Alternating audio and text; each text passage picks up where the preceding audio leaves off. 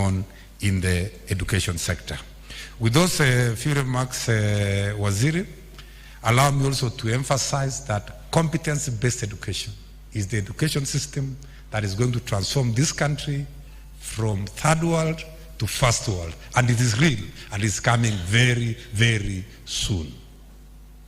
Let us now rise up, ladies and gentlemen, to invite our chief guest, who is the Minister for Education, Honorable Julius Because. Can we put our hands together to warmly welcome our Minister? Karibu sana Waziri. Thank you, PS. Please be seated.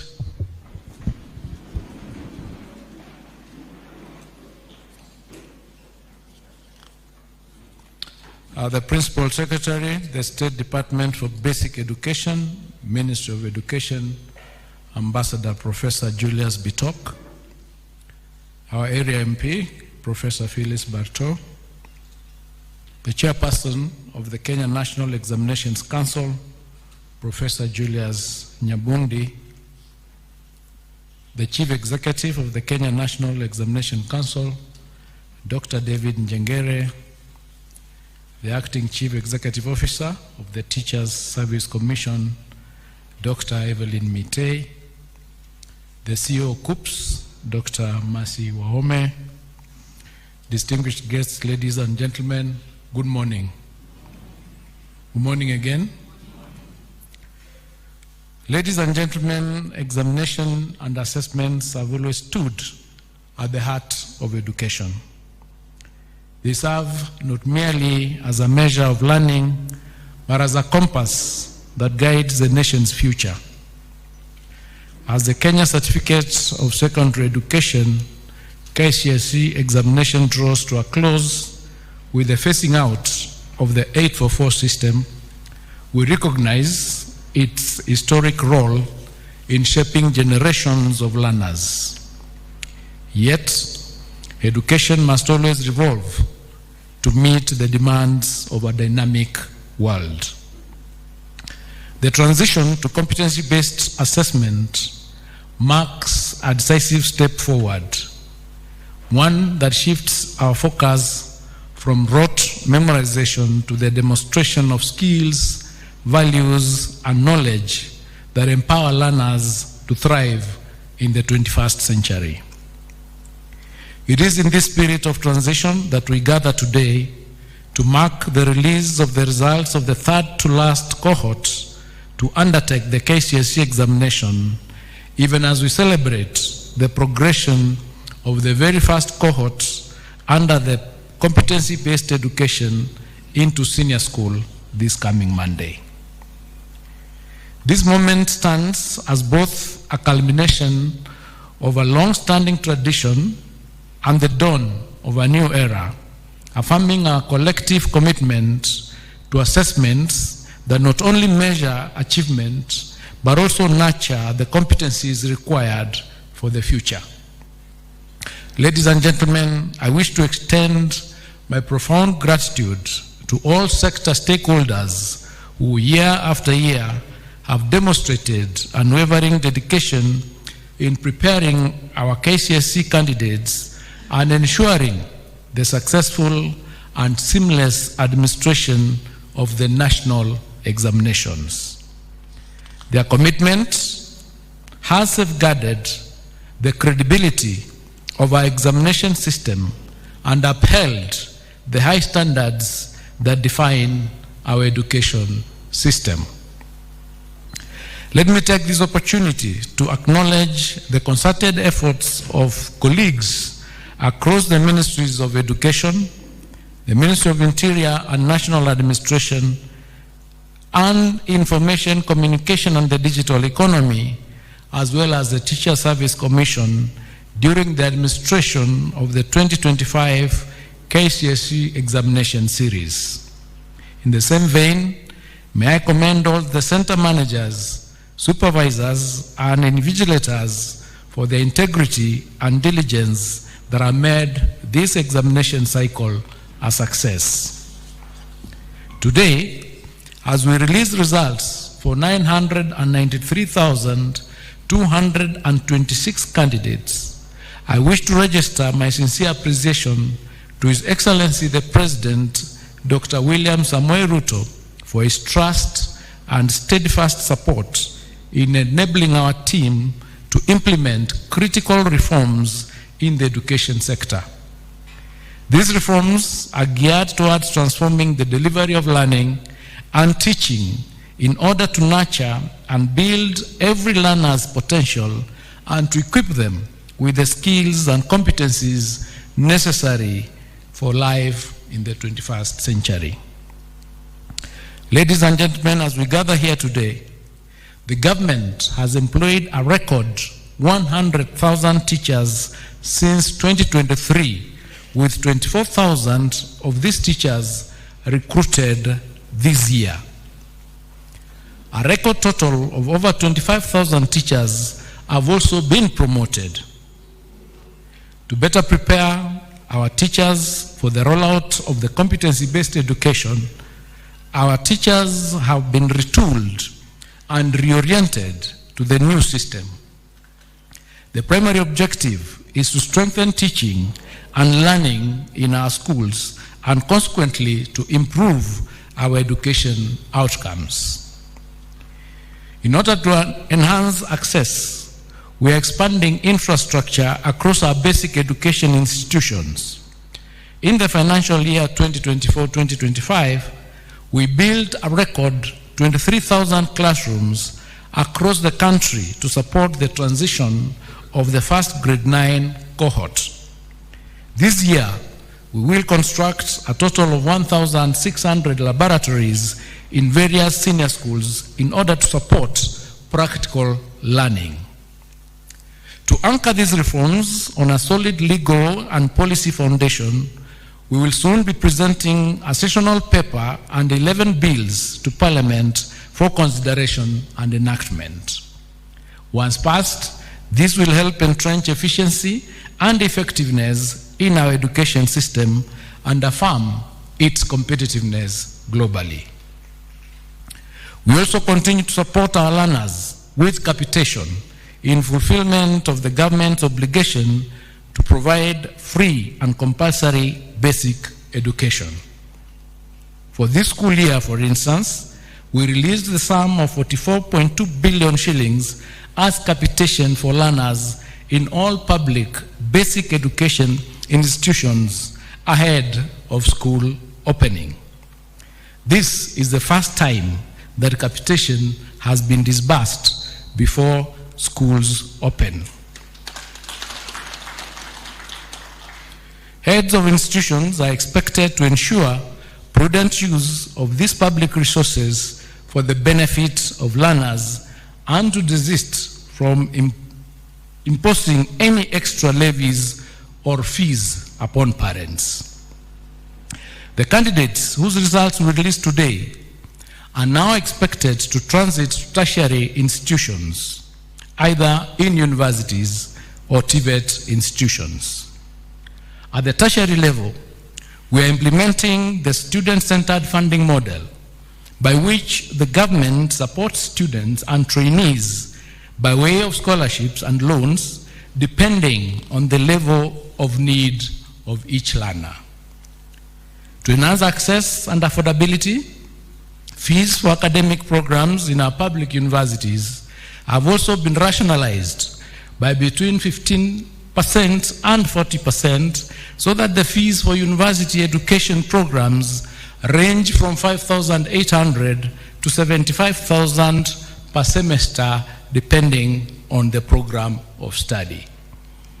I call upon all eligible candidates, therefore, to apply for placement to programs of their choice once the process starts. I now wish to provide an overview of the performance of the 2025 Kcse examinations cohort. Ladies and gentlemen, during the 2025 Kcse examinations, 993,226 candidates sat the examination compared to 962,512 candidates in the year 2024. This represents an increase by 30,714 candidates, which is an increase of 3.19%. Of the 993,226 candidates who sat the 2025 Kcse examinations, 492,012 were male, while 501,214 were female, representing 49.54% and 50.46% of the total candidature, respectively. This is the second year in a row since inception of the Kcse examinations that female candidates are more than male candidates. However, 10 counties had a significant entry of more male than female candidates. These were Garissa, which had 66.24% to 33.76%. Mandera had 65.09% to 34.91%. Wajir had 60.10% to 39.90%. Turkana had 57.67% to 42.33%. Narok had 53.10% to 46.90%. Samburu had 52.43% to 47.57%. Mombasa had 52.08% to 47.92%. Homa Bay had 52% to 48%. Nyamira had 51.9% to 48.03%, and West Pokot had 51% to 48.16%. 14 counties had a significant entry of more female than male candidates. These were Vihiga, which had 55.905% to 44.10%. Elgeyo Marakwet had 55.06% to 44.94%. Kisumu had 53.87% to 46.15%. Kiambu had 53.23% to 46.77%. Kwale had 53.19% to 46.81%. Nairobi had 52.90% to 47.10%. Kakamega had 52.47% to 47.53%. Meru had 52.22% to 47.78%. Isiolo had 52.21% to 47.79%. Uasin Gishu had 52.14% to 48.26%. Busia had 51.72% to 48.28%, and Tharaka Nithi had 51.57% to 48.43%. 23 counties, however, recorded near perfect gender parity, which counties were Lamu, Marsabit, Embu, Tana River, Laikipia, Kcse, Baringo, Migori, Trans Nzoia, Nandi, Kajiado, Taita Taveta, Kericho, Siaya, Kilifi, Bomet, Nyeri, Nyandarua, Murang'a, Nakuru, Kirinyaga, Bungoma, and Makueni. The number of candidates aged 16 years and below increased from 20,546, which was 2.13% in the year 2024, to 26.391 or 26,391, which is 2.65% in the year 2025. The highest percentage of candidates registered for 2025 Kcse examinations were within the appropriate age bracket of between 17 and 19 years, constituting 716,048, which is 72 0.02% of the total candidature. In the year 2025 Kcse examinations, 17 subjects recorded a significant improvement in performance, similar to the number of subjects that recorded significant improvement in 2024. 11 subjects recorded a significant decline in performance in the year 2025 compared to 10 in 2024. Female candidates recorded better mean score performance than male candidates in the following 6 subjects. That is English, Kiswahili, Kenya Sign Language, Home Science, CRE, and Arts and Design. Male candidates recorded better mean score performance than female candidates in 11 subjects, namely Mathematics, Alternatives A and B, Biology, and Biology for the Blind, Chemistry, General Science, History and Government, Geography, IRE, Building and Construction, and Business Studies.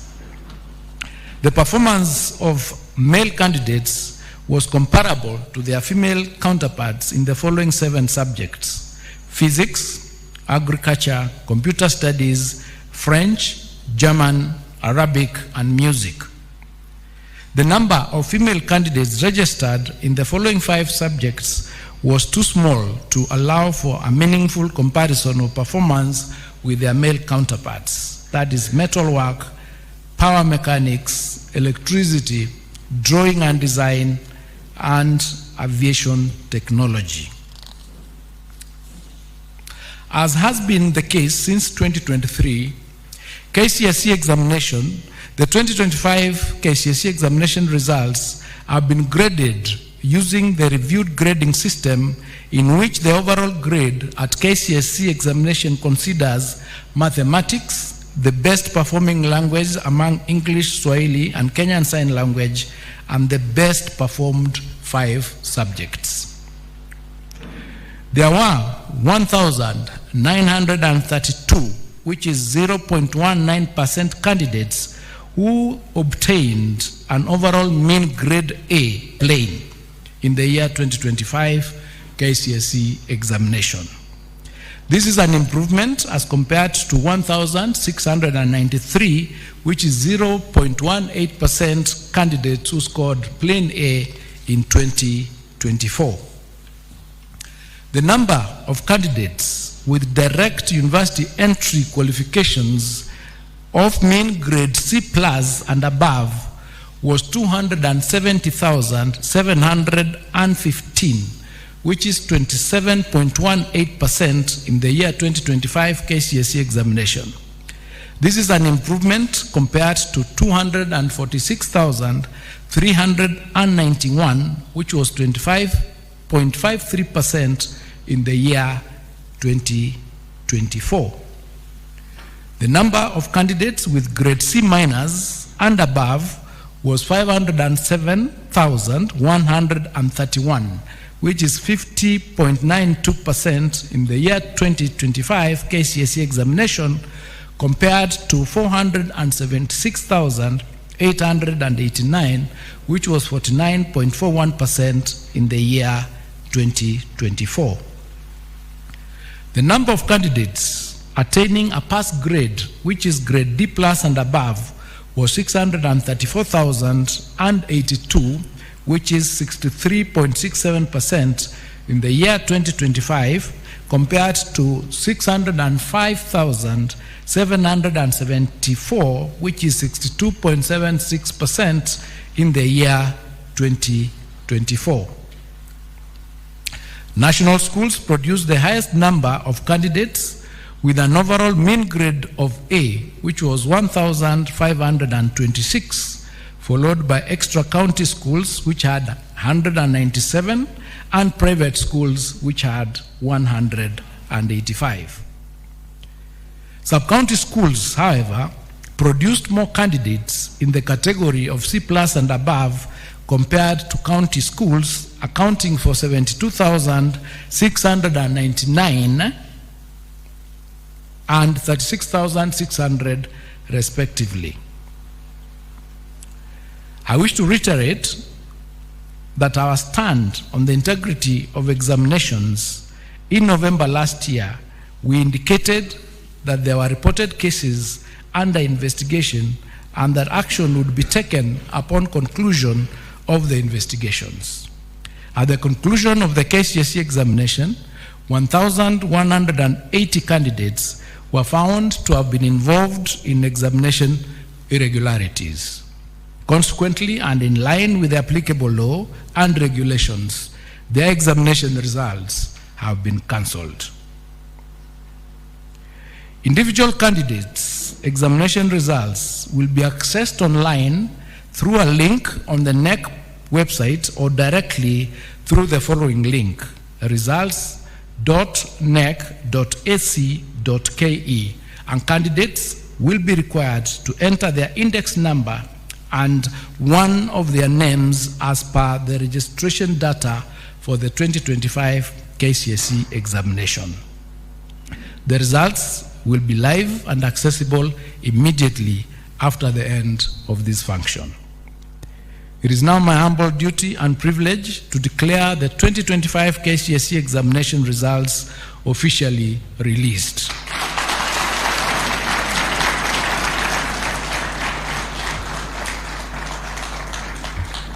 I wish all the candidates success in their future endeavors, and to all of you, Happy New Year. Thank you, and God bless you.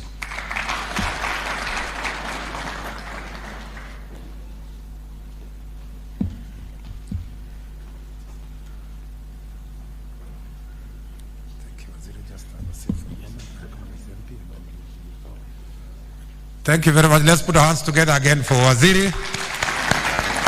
Thank you very much, Waziri, for now as we prepare for the transition to the official handover of the results. Allow me to recognize our area member of parliament, Honorable Phyllis Barto, who is also the committee member of the National Assembly Oversighting Education. Professor Barto, welcome. Maybe you can come and say hi to your people. You can just come and say hi.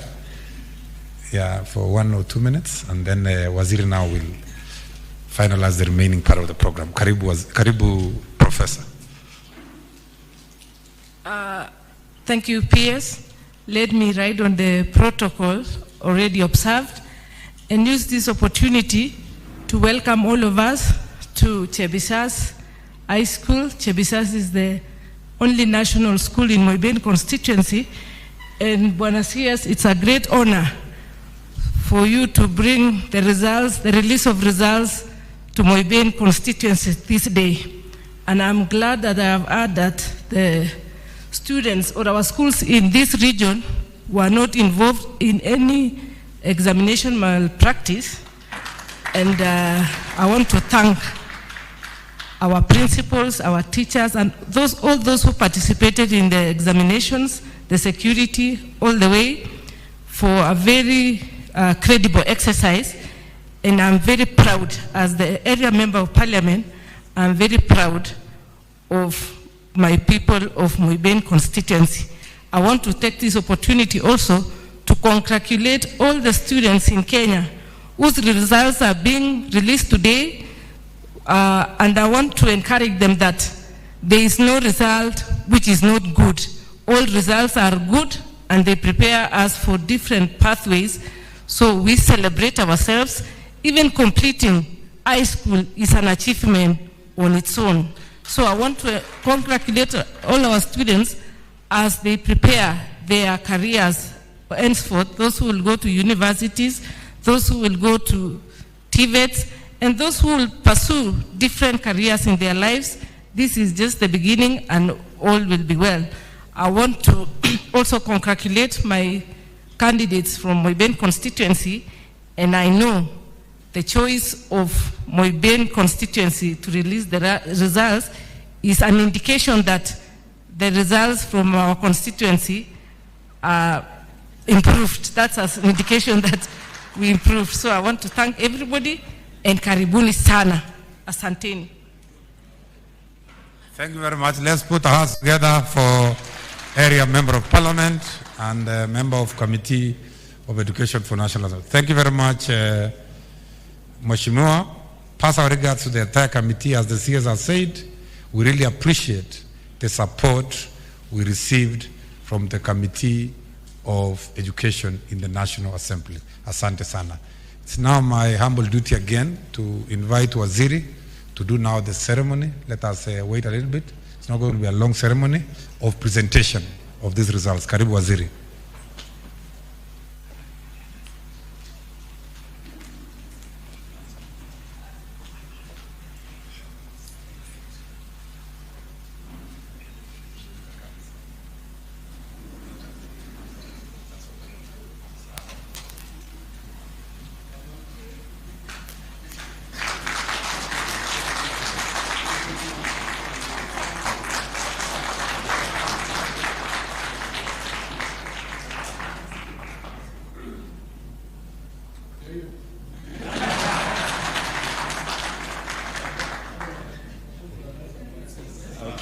Thank you very much, everyone. We'll now have the final prayer and the person doing the vote of thanks.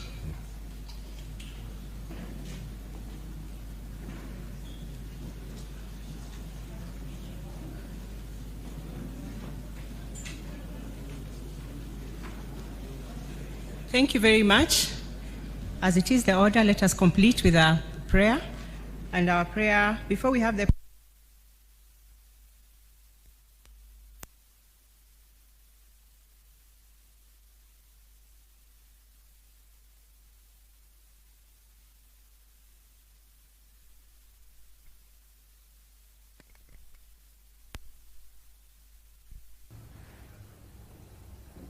that's it.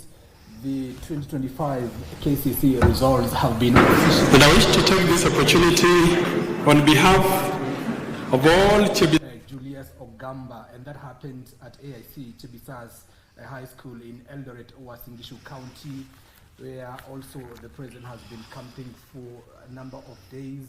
And as you heard from the Cabinet Secretary, 993,226 candidates sat for the 2025 Kcse, and out of 990,000, 50%, of course. And we want to say, going forward, we will be looking forward for you decentralizing the release of results to different areas, and more so in Uasin Gishu. Two, I want to thank Waziri for the support that he has been giving to this school. Waziri, you are here in March, and you are here again today. And going by your word that you said in the boardroom, that next time you come to this school, you would expect our complex to be complete. This is a challenge to our peers and all of us, the stakeholders concerned. And I'm happy that even as we release Kcse 2026, possibly when you come to Uasin Gishu again, you'll get that complex complete. I want to thank the Ministry of Education for the reforms that we are making. We have a very digitized system of admission, and we are seeing the reforms that we are making in the ministry. We want to really appreciate, on behalf of all my colleagues, the principals, I want to applaud the ministry for what you are doing. We look forward to a seamless transition from grade 9 to grade 10, and as I stand here, Chibisa's Boys is on the lead, fully prepared to receive the to receive the students of grade 10 on Monday. Finally, I want to thank our Teacher Service Commission for the work that they are doing to ensure that all our schools are staffed in our country. Thank you so much. Thank you all the stakeholders. Thank you so much the Board of Management of Kcse Boys, led by our chairman. And that was the 2025 Kcse results being released from AIC Chebisa's Boys Already High School in Eldoret, Uasin Gishu County by Cabinet Secretary for Education Julius Ogamba, of course, being flanked by the PS Education Professor Julius Bitok. Of course, the NEC officials, and of course, the CEO and even the chairperson, and of course the area leaders are there in Uasin Gishu County.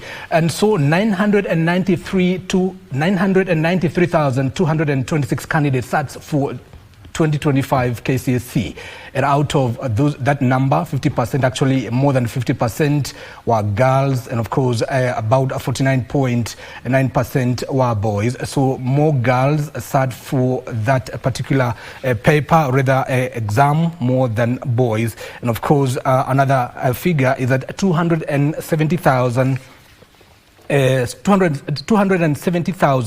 attained a grade of C+ and above and securing direct entry to university. And my name is Giverson Minor, and I do have an able panel of education experts here with me in studio. Mr. Edendi Henry, education expert and author. Of course, he is also a lecturer at Karatina University, and Mwalimu Kombo Kcse, education expert and author. Welcome so much to our studios to help us make, of course, draw perspective to as a result to of the 2025 Kcse results. Thank you. Karibu sana, Mr. Henry. We have